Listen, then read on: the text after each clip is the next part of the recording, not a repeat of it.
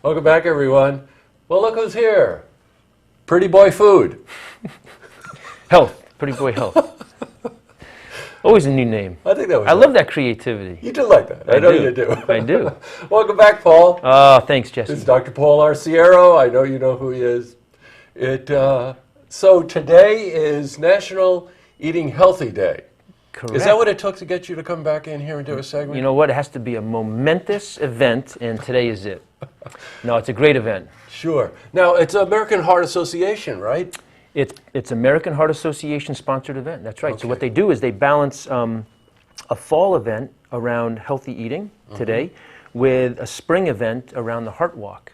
So really great message that the American Heart Association is putting out there. And as an advisory board member of the American Heart Association, it's natural extension for me to really promote and advocate for healthy eating. Well, you know, yeah, I've never met anybody quite like you in terms of trying to promote healthy living. It's my mission. Yeah, with real examples, by the way. I really commend you on that. Thanks. And Dr. Paul travels all over the country doing this. This isn't just limited to our area. We're just lucky you're here.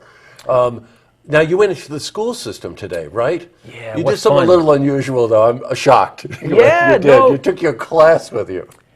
A little bit of a risk. Yeah, that's right. But you know what, Jesse? When you see this college students come out of the classroom, right? I mean, they're in the classroom and, you know, they're waking up and, you know, they're engaged. But when you can get your students out of that environment into a real life experience, and when they can interact with people that are close to their age, but a little bit younger, I mean, the floodgates open up. Yeah, I mean, it was really, I mean, when I tell you that it was a wonderful experience for me to witness, the students came alive. Now, the students you're referring to are the students in your nutrition class. Correct, that's right. And so they okay. interacted with the students at the Saratoga Springs High School nutrition class of a teacher, Beth Morris. And so they were interacting, making the smoothies, and then they went to the cafeteria and they passed them out to the student body at large, and it was a huge hit. I mean, there was not a drop of smoothie left of any of Hey, you know what? I want to cycle back on that. Smoothie, to some people, is the equivalent of an ice cream shake. Right. Right? And yet, to you,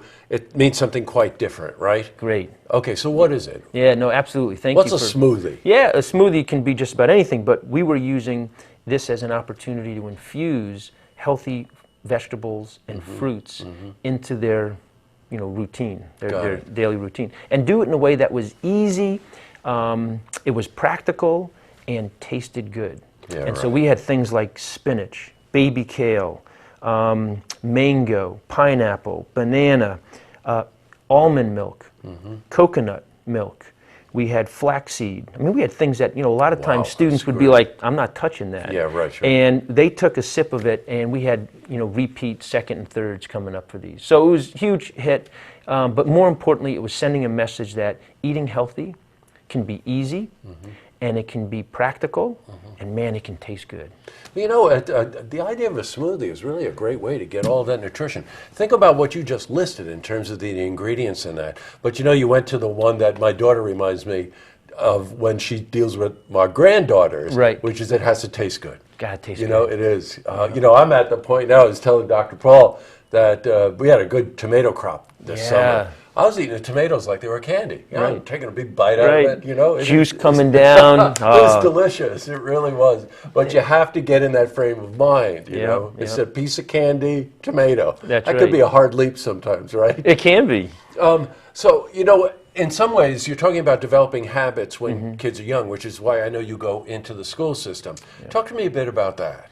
Well, it's so important. I mean, right there, we're setting the stage for their ability to make healthy lifestyle habits for the rest of their life. So the earlier you can intervene, we have very good evidence to suggest and support that the earlier you can introduce healthy lifestyles, the greater chance them being carried out for the rest of their life. So, going into the school system is the best way to do it.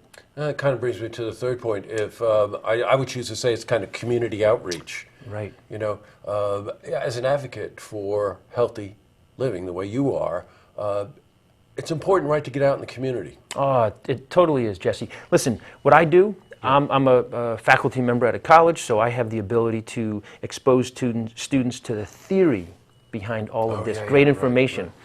but then allowing them an opportunity to experientially learn it and then to share it, as you said, with the community outreach is really the icing on the cake. And so for them to be able to transfer this information that they learn in the classroom with me to a real world experience and a group of people is wonderful. I mean, it's just a great thing. We have such unbelievable champions in this area. We have people like Margaret Sullivan, who is the lunch program director at the Saratoga Springs High School City School District.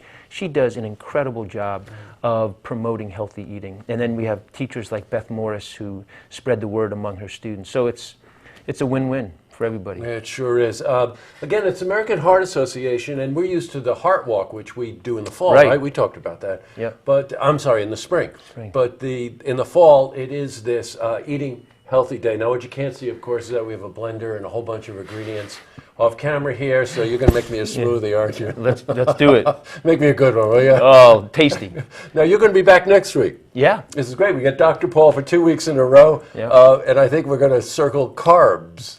Carbs, man. And not, carbs. You don't mean car engines. Right? Not carburetors. No, Yeah, we're not that's talking carburetors next week. Can we talk about carburetors? At some point, maybe. I know you do. Yeah, that's right. I'd have to take that lesson from you. Yeah, no, this is good carbs. You know, Good. carbs have been ostracized and pushed aside, but I have some really neat science research that we've just published that's going to turn the table. Good. Carbs. All right. I'm excited so to share. We'll it. see you next week. Excellent. Good. Thanks for coming in. My pleasure. Smoothie? Absolutely. Let's get going. You got it. To see this interview, you can go to our website, looktvonline.com.